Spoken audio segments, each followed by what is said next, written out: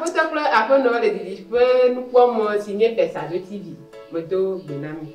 Mi connais que donamo, tu kaka FESTADO.TV pour dire que nous pouvons dire. Ma belle ndo ya me va ni agbo. Abe mi abe bi, ni dada, ni anoine. Va be mi abe do na to wa do ro kio nu na mi. Ame abe apoto Fousseni Togbi Fousseni. Apoto Somenou le Benin. Bejo Dadede pese pevika wakeke wole mi agbo egbia. Tigeri ame o jina be yo anya Mexico nyi. Do ma nya me do mo npopo upona o. Kake ame gbogbo to bi ona be o. Fikole yo apo la egbe gbogbo do na ojo na jina mi alegbegbe egbe awan to wa kompe eye wa do do kionu enu ike nyi na do ale ko na do ale FESTADO.TV nura wa gbe na mi na se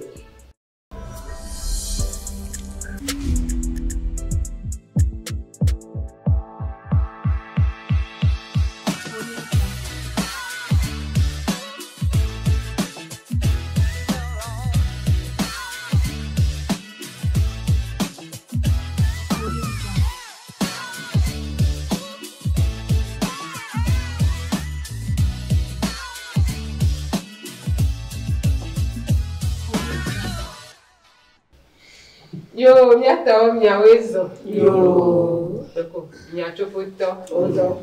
Miapomoto. Ofo. Miadio. Ofo. Miasro. Ofo. Amelamo. Yo. Miachabiato. Wakeke. Ofo keke.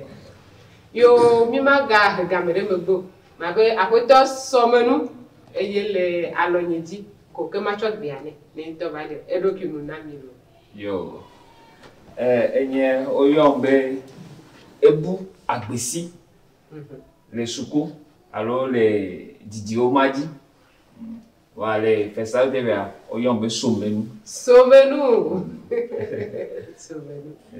aha akoto Somenou ni tube mi adia bena le nono tata la soni ome ale kene wone dori c'est la meke wona no ne le dogori da mo kono jenasia da mo jina be yo afode nu barasi kele wode da mo gbona be o akoto Somenou emi ade kekele wa mo jina mo wa inde nya sende me le po yo enyera melege ni le po kula menyu aha ne me tolo me la fisia be mi pono mi po le TikTok wono ga mo na Fousseni o mi ano juna o ge wuya ko ko no ga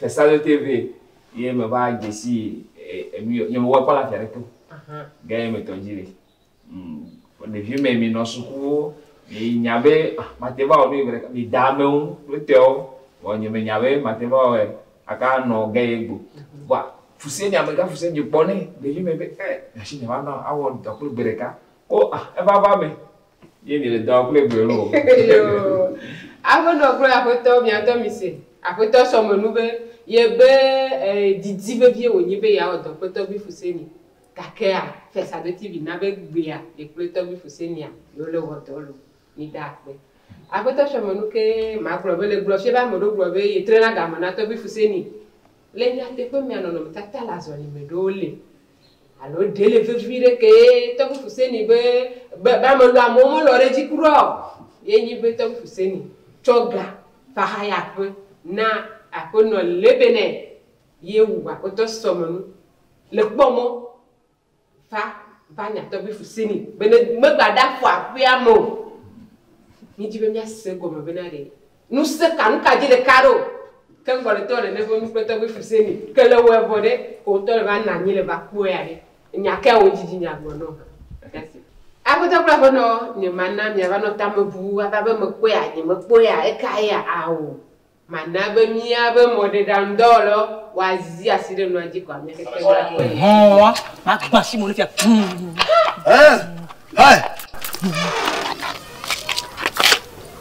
so ni afa mo iba pon aga gbajire nkejo nka ya wale nka me ya o mama o bele nyiro suka ta de mando ta gbola so ti de mama no abe yebe galeji o po ohun chukoko do blema kukuma ke elbia amegrala o dona Bon, nous on dora va fiabe, il va peu mais va nyon bo.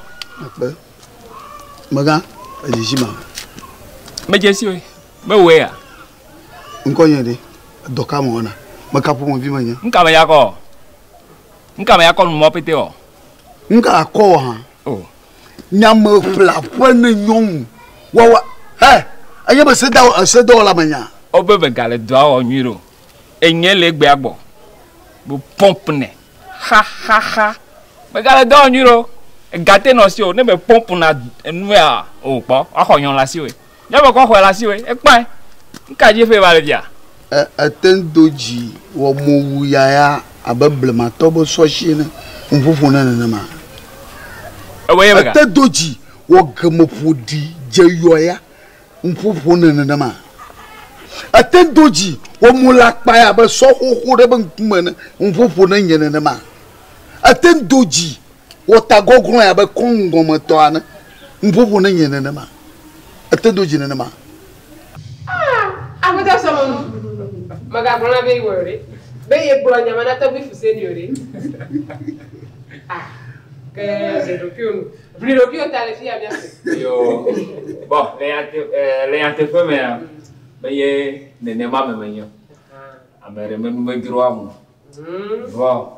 Ne mile FESTADO.TV. Yo be mi wole. Yo jibe apon mare. Sisira la mere vana me vai. Ena na be na tron azubundu. Ngami. Na be o me dosiro ku na Togo Fousseni. Aboto kwa bono mi se aboto Somenou benya. Bebe ne ye lolo. Ye me banya na Togo ojo na lo wa fo bolo. Be FESTADO.TV to we na be ye won ne be no me alo. Ke mi dakwe, ni ajo ni ayi, ni anobi, ni abede tugbi akonka oyo nebe ama. Akono bi ama. Wisdom. Yo. Moi l'on lui que les deux, les chaka, yovu, Africa, non. Et j'ai mis ça. Avec mes caca. Yo. Que maintenant, mon papa, de tout vivre, ama, de y a un tonne de éduquer le dos bena a fait top la peine non. Na via ton kiki. Ma globe nientoa oyanambe we get boko. We get boko. Yo, dis-le quoi. Voilà FESTADO.TV dit à Ayombama. Elle avait la fille ne me gbete quoi. Asimeyo, lo amekeke yo, bali meyo, amagwe. Ebe afisi lo, asimeyo, church homeyo, pastor ko ebe amalo. Yo, akono bi ama. Nyabe le no me tata la zoli obo wona o me ya am gbogboro lo na nya ogbo ego me be no ofu no tata la zoli o me mi po alo FESTADO.TV to gbona de ka mo kana fu de ka mo plan be ama wonu anwe ama wonu anto ama wo de ke ama ta me ti be ma dia be le tofu na no tata la zoli ni ale o nto are me keni ni ye ne am ko lo na nya ogbo no go akun tunti wa bo amenye molo na be nyagbo ne leleke aleke aka ko ko to lo tunti na me bitu kwire ko nya ipotia ma globe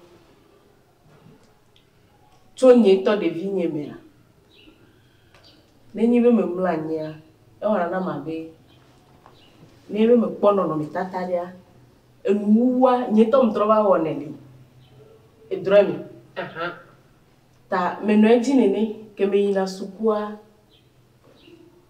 fefe yo wana ni suku penu fefe moko wana meno no katani le chochicha meno no mi vasere epe akpeve plewi aton ye me ba po ode no mi tata tutu bantori to le pali mi keme kwea ye me zogogo ame o me to no be e jona jina mbe mawe quoi ye me doeme akaba do egbelo aboto kwa bono de tu bia ma be tu kaka akpeve plewi aton ye to no tata la so me be wona wo ejilu ye ma globe le no me tata wona o me gbea me garo do bugware imo wona ini telado Oh, apotokla no ama bete la eni.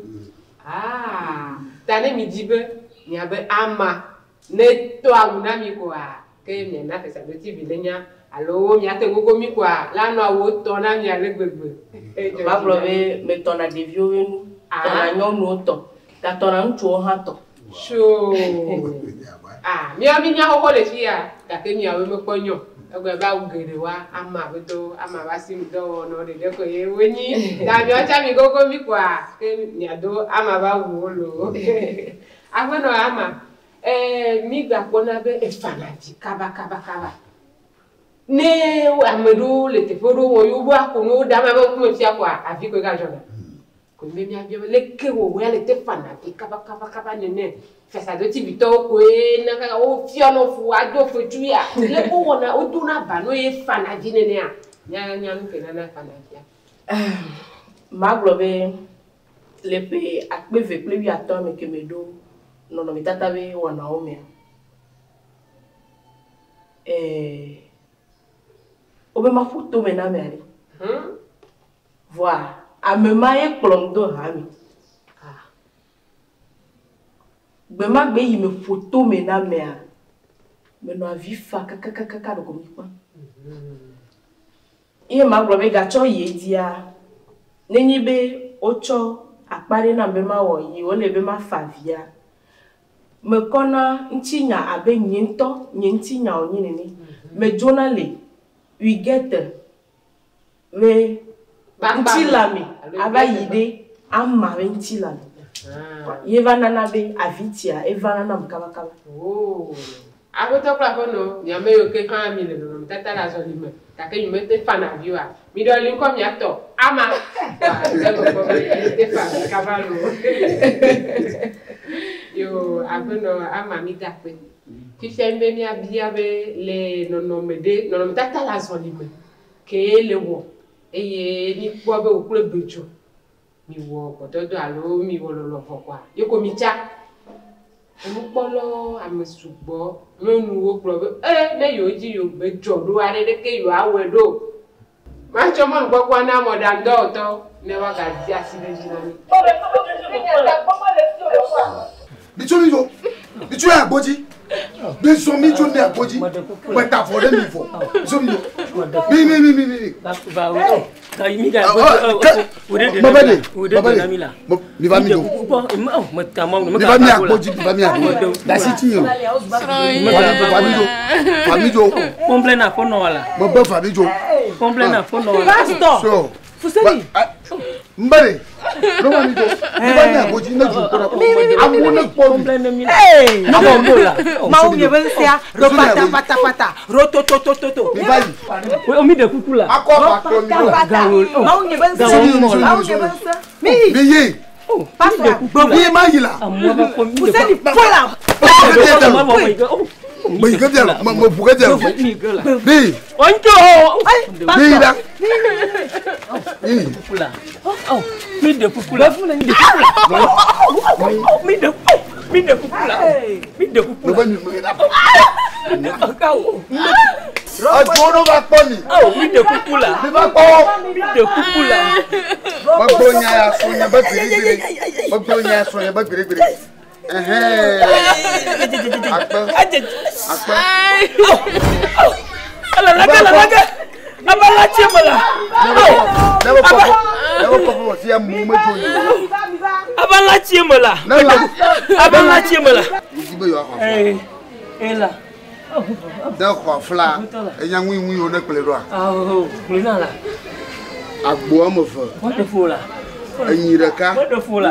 But I flew cat am the shadow me apila. Clo mandre. What the fool out? Huh? My plug. The haguam of my bow, the chairman ama aton. Oh, you were a fly. Ella, young in a fly. Young in a fly. But the dog got correct. Mother fool, Namila. But the dog got correct. Don't you know? Oh, let me man look. Oh, while I am and your vola, oh, no, Namila. Lola, hello, Milo, I'm not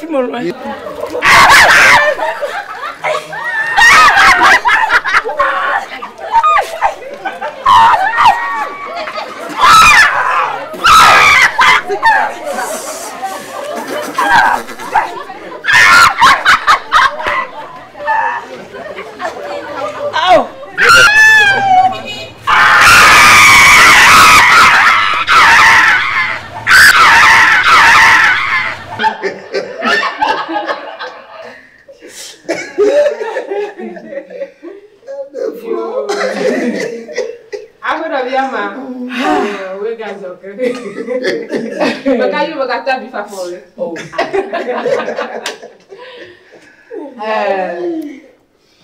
Maglobe ndeka ke jona dinamle nyabe do ya me. Akparo le ola ko eno garo mo wa. Ma jo jinawa. Wa.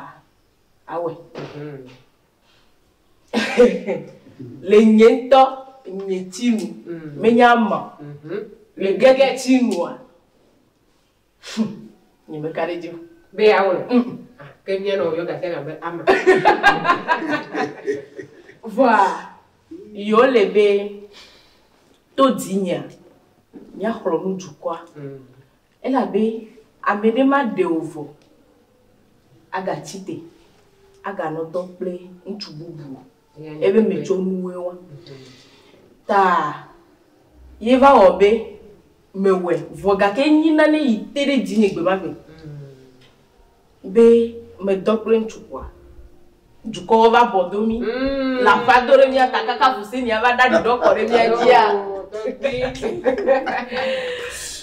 vale me bia me va nani me va bio enu me kuku ela be le nono metata me ni ko ebe o wele pe konu nui gake yi me bio le doyolo va padia o globe evanami le dokita ova padi le doyolo va padia o globe enyinde yi vanami ke nenyi be evame na mede allo ela te vame na e sonto o cha ke nenyi be vame ke o lebe nchua nature ever love kafla todo nyonu abe minyepe meni wa mi de lo alo o nekedo wa todo minyepe kwa ela na be fuma ela ke awota kwa fono ma be nyata pe na lo bi ama bele no tata ya me e ga ba ti o mi nu gere ni be ne no me ya ba do mura le sroto gbolo no me aba do mura me be de mi ye fifo be yo awo wa le nyate pe me be ami aneza alobilo wa wala ida kona alobi ama yo mi le nyabe no me aji eye mi la so daji kaka mi va di agbare dare de go mama de owe so se ka ke mu ma be ye to han eni nyabe do alomia no se de ka ye Georgina mi be e ka le mi ati kaka plegbia ta ma cho be dare de do ki o na mi yo adogbe na jiti ko polo kata oyo na be folie dede Célestine oyo na be folie dede Célestine e jona jina enya kama do ple FESTADO.TV to cho gare me ba do gba tawa bo no kata o do na jijona ye na mo ti ple gba do yo mi da pe na akono Célestine ke magadia be ke ejedo ple FESTADO.TV to wade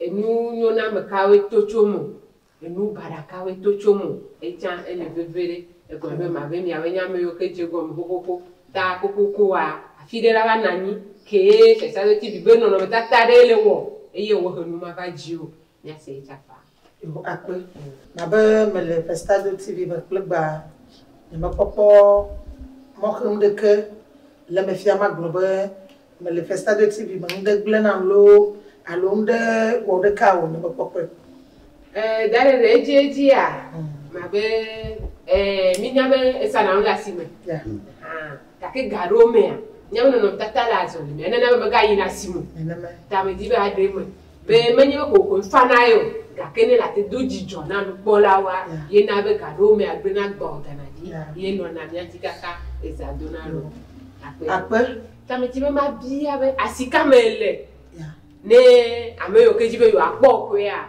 no ocho ke jana we ocho kara ocho da pangwa no gbe basi am kwa wa po yo akpe ma be me jira na mu le ati Togo masiyeye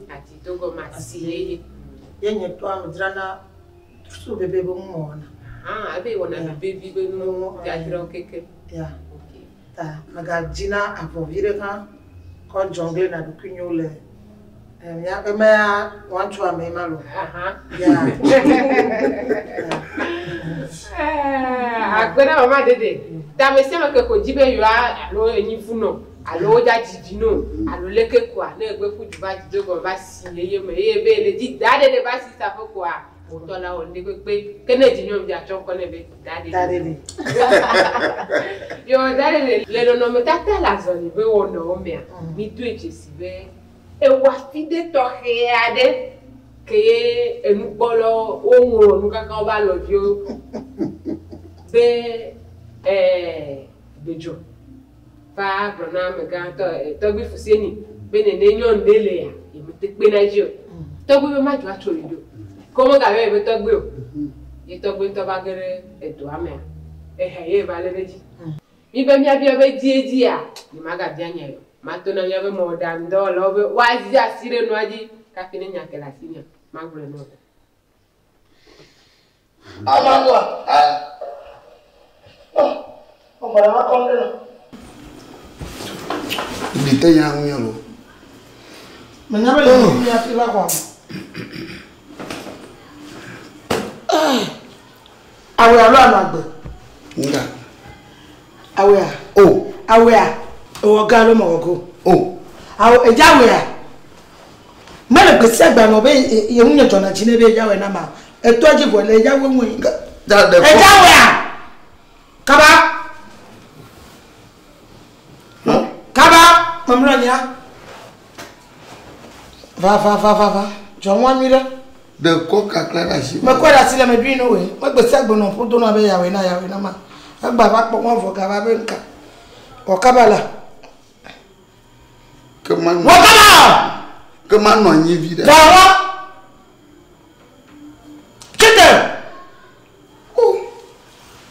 Que de job de mia. Me ba fa. Ama tema mo we. Ama tema ko na fi me la nyama nyona. Ama on ya o be ja ten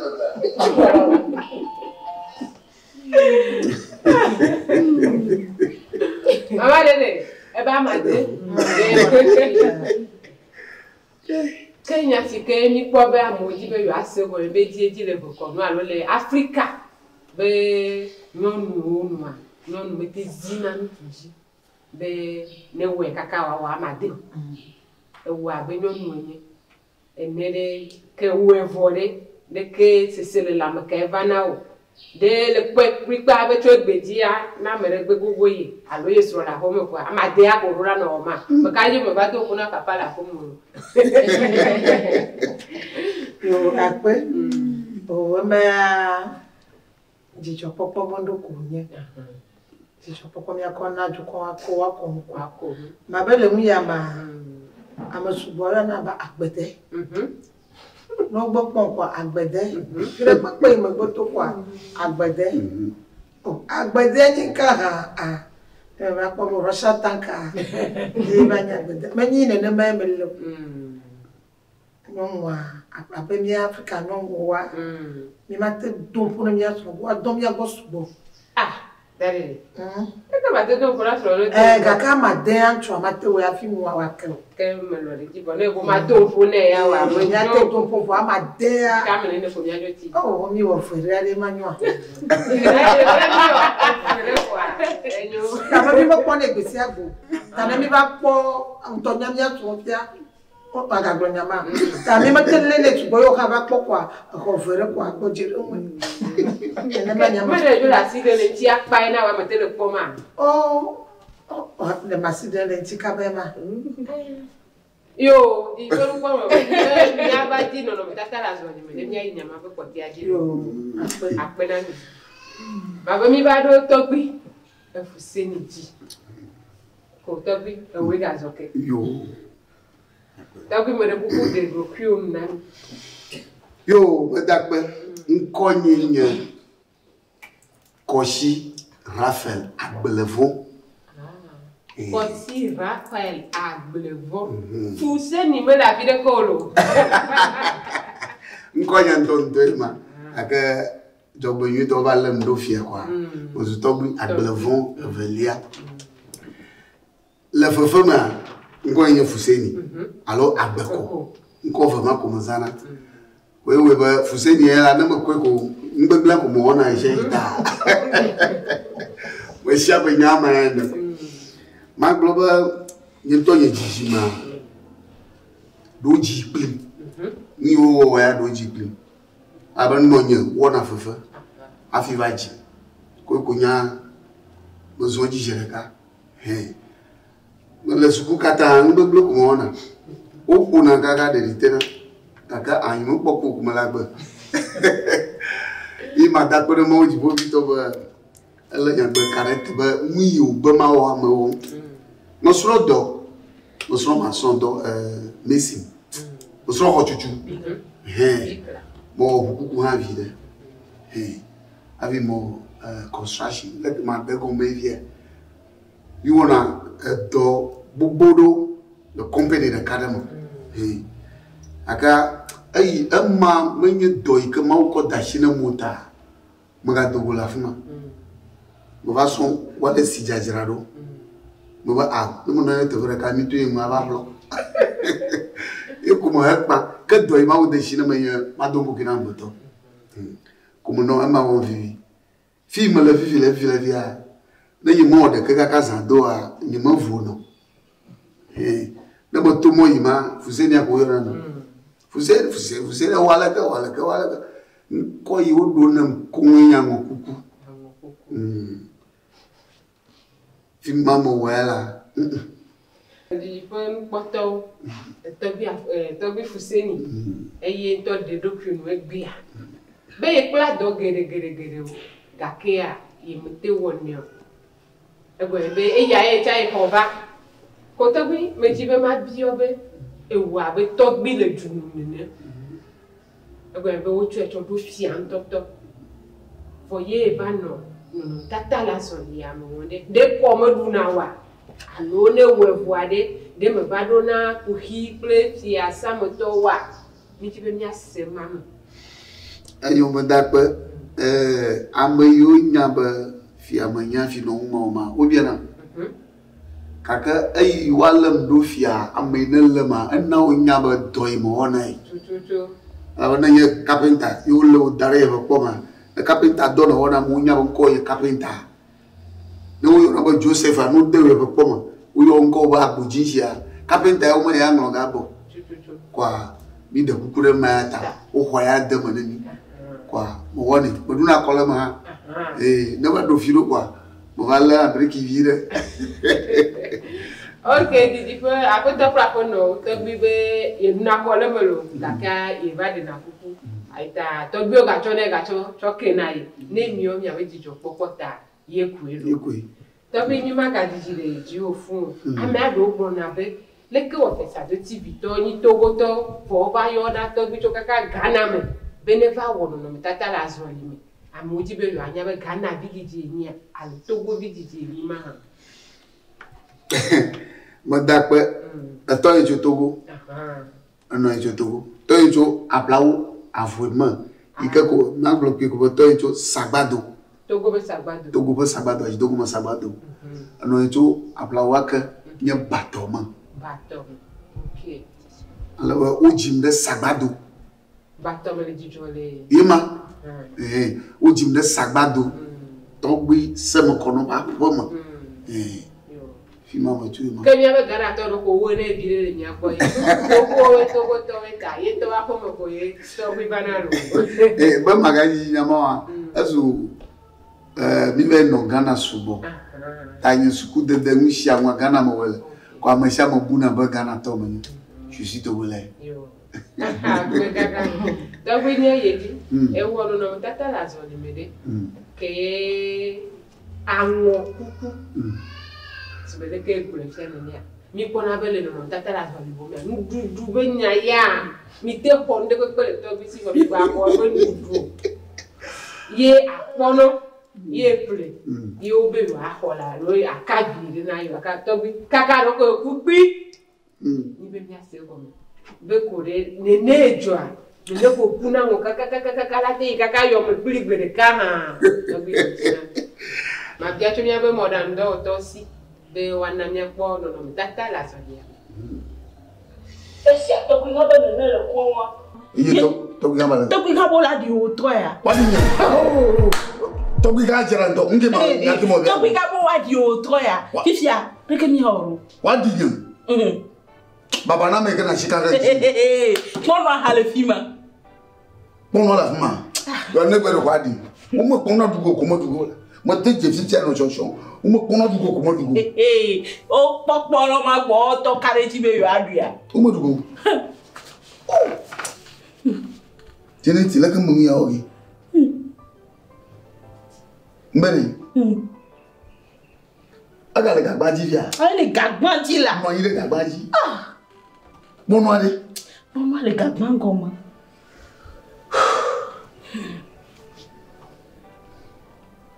Na nyuare. Blou nouvelle chanson. Blou nouvelle chanson. Ko ka tan odoga. Nouvelle chanson. Allo, ma fi fan bo, fadi. Fadi blo. Pas plus voyou gba. Fadi, na boyi gba. No pe ko VONT o do wo shi ga. Ye wa to bi. Ina fadi.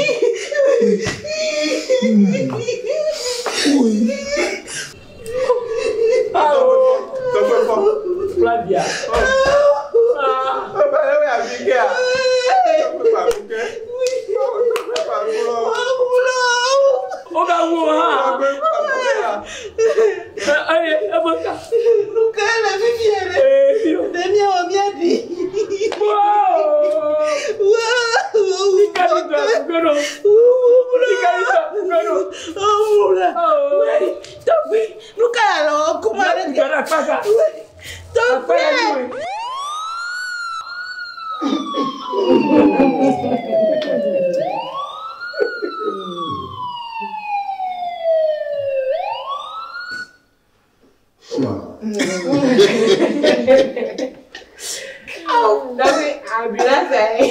Bang mo jo me yo ma. Apono chai.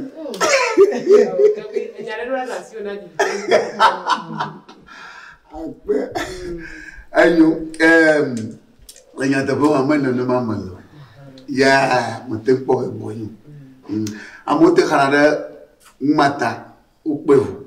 Wanya kaka no mo lengu ra shidu do nada mo kore no. Mo kore jona. Abu to mo dola no na ma fiu. Kaka ma doli ula na ma. Kaka makara jo mara ko mo kaka yo ma na ma.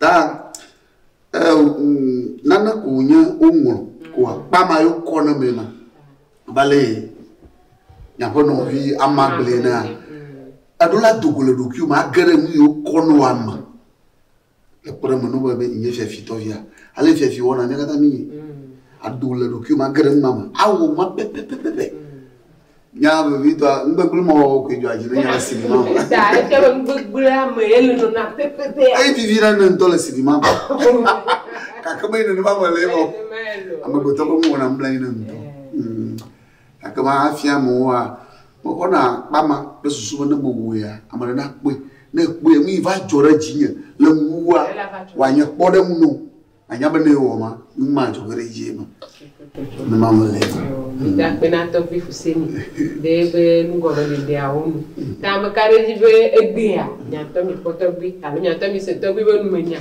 eye kurire buire kwa ni nya me ike oni do apeno elo mi ba lo ji boizo kaka yo ni ga de tubede kaka takwe ni ma ga here me ko nya chomo ko na apeno bi elo ikenye nono tata la zoni me be tofu de moto de ka wala gan de ka na FESTADO.TV apeno bi elo ngbe ala yo tutuba ma dogbe na FESTADO.TV to amuko pona mi kwa ma dogbe na adakpe na do atutuba wa wele emi achamile nemi we no mu le o po mi ka fun mi o ami ma lo eti o ba mi dakpe na tutuba me kare ji be o hogbe no egbe la shi o e Baba benya nkonye ntonto enyi aziabo akpene Véronique voir FESTADO.TV ntona nkobe Elom o lo ale be ye te wo ko to Veronica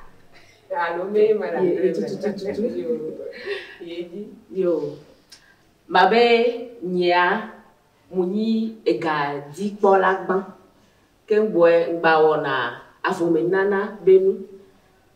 Mabe ke nyimushio no mina school do ehodeme ye mo inu plape la fide bo anvale yi ye amede o se o vale wo fefe benu bo be pon ka ko do we de ki pon ya ni mate wo fefe benu bo ma be gbepo yo me ne fane do ya be wo to gan re wona be tangi e va te pe wa bo bo no so nde na mawo ye po mo no ko enu le la me na me be ni mawo o ma ba ma be to wa dia va on adole afibuo kengwe FESTADO.TV vaillon ye va fia ke va plan bobore fia chan e gbanyo na nto afono bi Elom ke va FESTADO.TV a e cha George nai e plan bobore le nya te pe me e hana nu bobore e nu poto olo yo afono Elom nya yedi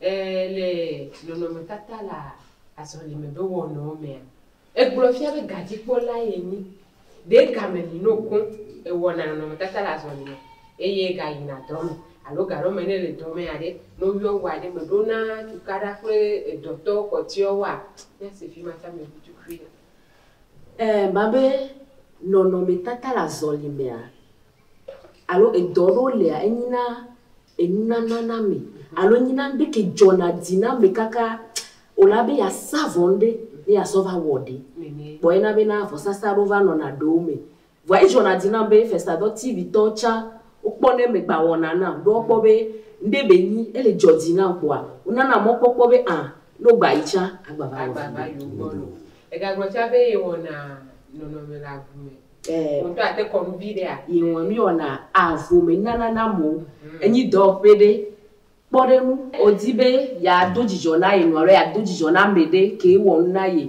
echa idibe ya won de ne a atomi abe do pe adi kwa mi ayi ma no dodo me na me o no ve we a mo pona jijo fa na jijo vio re tane amede dibe ya dojijo vi na mede amanya ma ba bi fa fo jijo ba vi na mede kwa ami ane te gugu apeno Elom kwa alo FESTADO.TV kwa nyana wa bere apeno Elom be ajo amedo ni dake Afeno Elom ni pobe no tata la solimia e wo fede la fide ke le di alo le doji e ye ne bado ajoamea e po apeto Fousseni ke wo primito alo mi na ni tianvayi me nyabe ni e ye to nya jo ka fi le banya le megbe enu poto bio alo wo nro nu be o agbe ami alo wo na bile wo Ade mona mi ave amonda do àwọn to cho bana ni kokoko mi da pelo ada pe yo ke na ndu do na manya sia yo akuto yo ke ima bia Togo nyawozo yo amagami awezala awotole ya baraku amaduro mi hwa yo nya apono via ankwenya gameli nulanyo ye apono bi mankwenya Elom lohugu nya apono nde do amakata FESTADO.TV nya poto ya poto Fousseni agbago ta kama glemi dego yo akpe akonya role wo shia baraku Hola.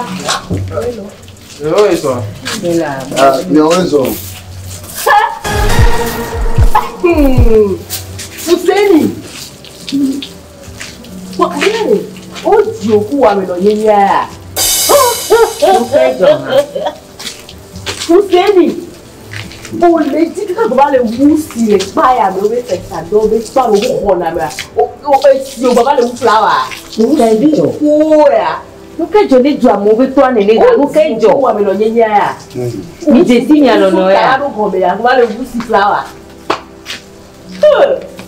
dada no akofia la be ba ro le ko la so be be ni ba to a be nye me ba yi po Oh, le ma se me nuire à mi flé ni ouais. Trop bon là. Et ni ma o kudo enia. Enia, enia. Là, et nous ne ma là, les qui joli d'amour de papa ne ma. Enia. Trop trop. Il se va pas et carré mais non viré. Oh, Fousseni.